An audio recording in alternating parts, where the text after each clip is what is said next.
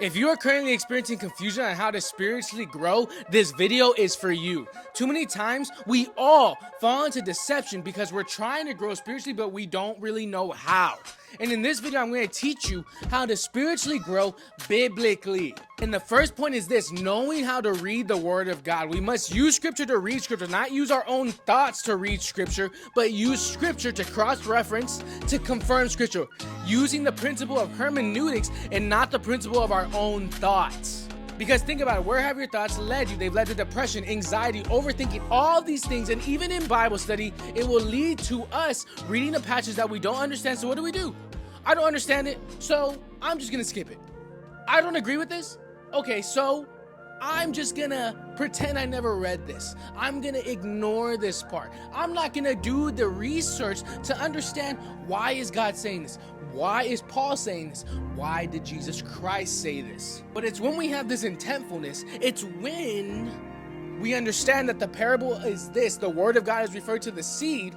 What are we made out of? We are made out of dirt, right? So by understanding that we're made out of dirt, by understanding that the Word of God is referred to as the seed is now planted within us, and the Word of God can continue to grow and increase us in what? Knowledge, faith, spiritual growth. The Bible says that we are ambassadors of Christ, right? So this brings me to my next point. If we're ambassadors of Christ, that means we're representatives of Christ. What is Christ? The Word that has become flesh, who is God. So that means by having another individual represent the Word unto us, the Word, the seed, can be planted into our soil and continue to grow. So what does this mean? It means fellowship. By having fellowship, another individual can hold you accountable, can grow you, can pray for you, where you can sharpen each other towards Christ while Christ lifts you up in his hands. Because why? Because when two or more gather, he is there. But just how someone can represent the Word to you, another individual can represent the world to you and start planting the world within you.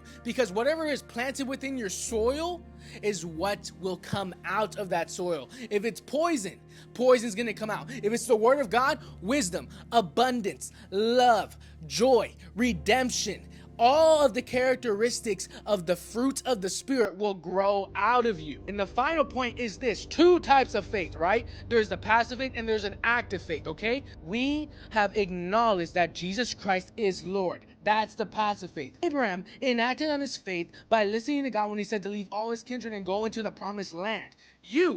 Christ has called you to do something, so are you enacting on it? That's the active faith. And are you having the passive faith, believing in the Lord God? It's like an airplane. An airplane has its wings, the passive. It has the engine turbines, the active.